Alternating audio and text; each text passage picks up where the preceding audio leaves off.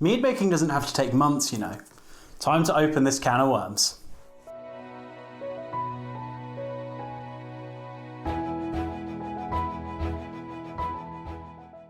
I'm going to preface this entire video with a message. If you're someone who is currently against nutrients or have been told by a mead maker that they are not needed, I please ask you watch this entire video whilst keeping an open mind. I'll try to keep it as short and as simple as I can. Anyway, let's get to it. Everything on this planet needs something other than itself to survive. It needs a habitat to survive in, as well as food and water for nutrition. This is no different with yeast. Now, we already provide the water quite easily, but nutrients are something we need to add for the yeast to thrive in their habitat, which in this case is our must. Honey is very scarce in minerals and nutrients. Now, water does have some nutritional value, and that's why we don't suggest using distilled water, as all nutritional value is filtered out during the distilling process. The nutritional value in water isn't ideal for yeast to survive, as well as varying in chemical composition depending on where you source your water from. Due to these reasons, it's really important we add nutrients designed to help our yeast thrive. Now, one common thing in the mead making community is something along the lines of, Vikings didn't use nutrients and neither will I. Or, well, I only use all natural ingredients, none of that white powder rubbish. Now, these people come from a good place, a desire to faithfully recreate something in their mind in a traditional manner. But here's the thing, Vikings did use nutrients, just unintentionally. Back when Vikings conquered the lands, recipes weren't stored or standardised. They merely used whatever they had scavenged, harvested or pillaged that year. Part of this is they kept puddles of thick yeast in the bottom of various containers to pile on their mishmash of ingredients to create their mead.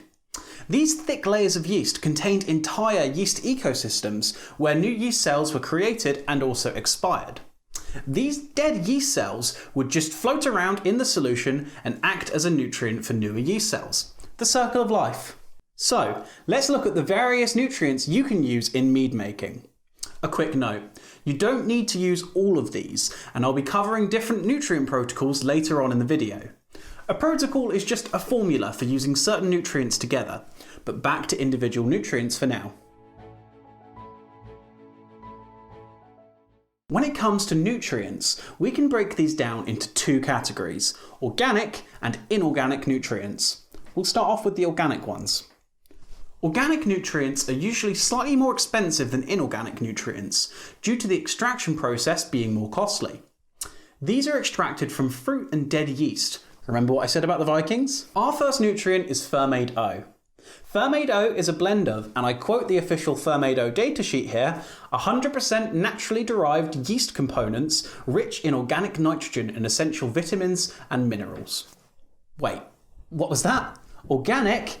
Yep, it's true. Fermaid O is sourced from natural ingredients. It's even in the name. The O in Fermaid O stands for organic. I know Fermaid O isn't available worldwide. If you're in a country that you can't get hold of it, I've heard you can substitute it for boiled yeast. But this is going to be less effective than using Fermaid O. I'll be conducting a test to observe the differences when Fermaid O and boiled yeast are put up against each other, so be sure to check back for that in the future. So, using Fermaid O, we can imbue our mead with nutritional value that will help our yeast stay happy and healthy. But we need something else that will help get our yeast started.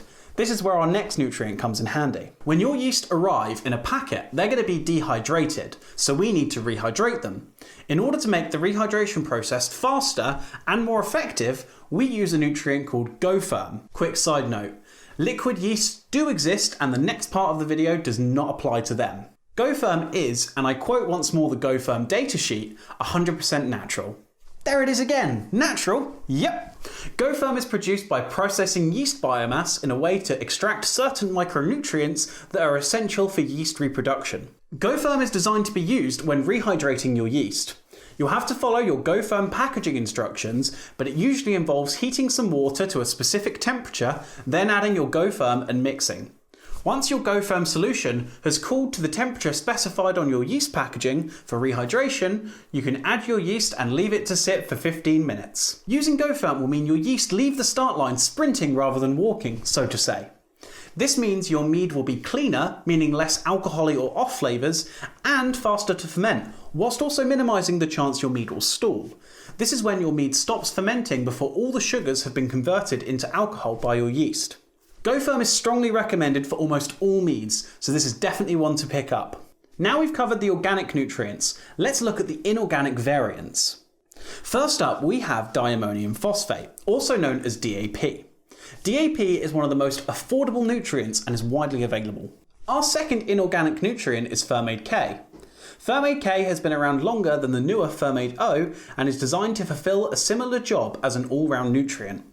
Fermaid K is a blend of DAP, Fermaid O, as well as additional vitamins and minerals. Okay, that's all the nutrients covered. Let's take a breather for a second.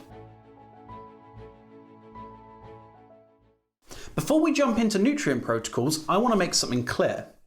If you ask a group of 5 mead makers what nutrients are best, you'll get 6 different answers. A lot of people have a preferred protocol, and I'm sure some of them are going to comment theirs and tell me why theirs is the best. But listen to me when I say it's important for you to experiment with what works for you. Second note before we jump into protocols. Some of you may be thinking, why hasn't Sam mentioned raisins yet? So many recipes online suggest them as nutrition. Raisins have been thoroughly disproven to give substantial nutritional value. Have a look in the description for a reference if you want to read more.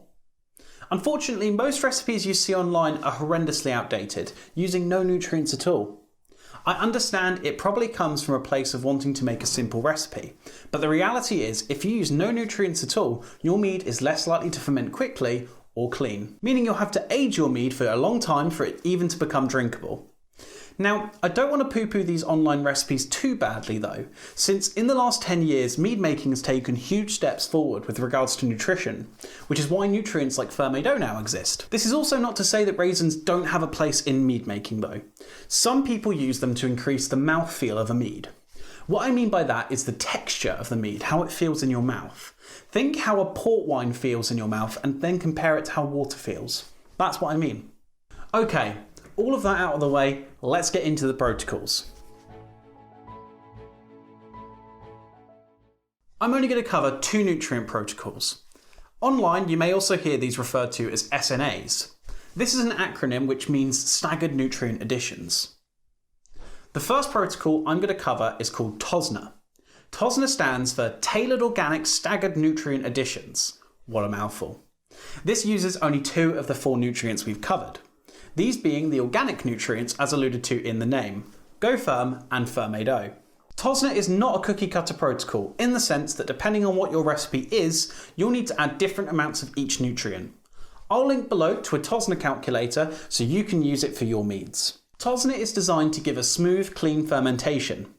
This means that your mead shouldn't have the jet fuel taste that you can get from fermenting too fast or by stressing your yeast from improper nutrition. TOSNA has been revised and improved upon and is on version 3 as of recording this video.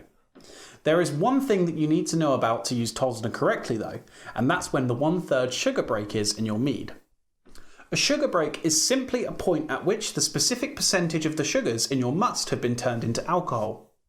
In the case of TOSNA, we want to know the point at which 1/3 of the sugars have been fermented. To do this, we use a hydrometer and some maths. Now, the TOSNA calculator linked below will do this for you, providing you input your starting gravity, which you'll get from your initial hydrometer reading. If you need help on how to use a hydrometer, you should check out the video I made all about them. You'll be able to find a link to that video in the top right corner now. Just to run you through a simple example, if I had a starting gravity of 1.10, then the 1/3 sugar break would be 1.067. See? Not too bad, right? Back to explaining TOSNA. TOSNA works from spreading out your nutrient additions, allowing the yeast time to metabolize them. These additions from the standard TOSNA protocol are given at the 24, 48 and 72 hour mark from when your yeast were pitched. Pitching, for those that don't know what that is when your yeast are added to the must. The final addition is at the 1/3 sugar break, or day 7 since pitching your yeast, whichever comes first. The reason for the day 7 addition rule is that adding nutrients after this time can cause your mead to get some really nasty flavours. I've done this before and it's really disgusting. Take it from me. The nutrient in the case of TOSNA is Fermaid O. The Go-Ferm, as we've already covered, is used for rehydrating your yeast, so you're only adding 1 nutrient per addition, which is very convenient. Now I'm going to be honest and say I personally have more experience using TOSNA, and I think it's a really simple protocol to follow. For newer mead makers, this protocol is probably worth being your go-to. However, I will be testing TOSNA against the other SNA I'll be covering in just a moment at some point, alongside the boiled bread yeast like I mentioned earlier. To give a few criticisms I have heard floating around about Fermented O, I have been told it isn't as effective as the other SNA I'll be covering in just a moment when making a mead above 14% ABV. Another issue is that with TOSNA, when using liquid yeast, you can't use Go-Ferm. So if you're making a mead with liquid yeast, you'll want to use another protocol or edit your TOSNA accordingly. Moving on to our second protocol, we have Travis Blau-Elliott's protocol, which I'll be abbreviating to TBE for the sake of brevity. TBE works by using all 4 of the nutrients we've mentioned. Travis wrote a paper which has a lot of interesting information on both the TBE protocol as well as nutrition in general. I'll leave a link to that in the description down below, but be warned, it is quite a wordy paper. Now, as I did with TOSNA, I'll also leave a link to the calculator that works out TBE requirements, and again, it's a little bit harder to use than the TOSNA one. TBE works from the same addition timetable as TOSNA. So, a quarter of the Fermented O, Fermented K and DAP at the 24, 48 and 72 hour mark after pitching your yeast, with the final addition at the 3rd sugar break or day 7, whichever comes first. Now, a lot of experienced mead makers I know use TBE almost exclusively, and it does seem to work well, especially for those higher ABV meads. If you feel confident in your math skills, and you don't mind a bit more work compared to TOSNA as you'll be working with 4 nutrients instead of 2, then give it a try. However, there is one important thing to consider when using TBE. When your mead goes above 9% ABV, DAP will no longer be consumed by your yeast. This won't fall out of solution easily, so will remain in your mead once fermentation is over. And DAP tastes really nasty, so you want to be sure that you're using the correct dosage when following TBE, especially for DAP. Another thing to consider is that for meads below 9%, you may have to alter TBE, as you'll most likely reach the 1/3 sugar break before day 4. So for meads below 9% ABV, I personally recommend TOSNA for ease of use. That's it, we made it! Those are the main nutrients as well as the 2 of the most popular protocols online at the moment. As I said earlier, please do experiment and come to your own conclusions, and use this as a stepping stone on your mead making journey. The script for this video has gone through quite a few iterations and has taken quite some time to make.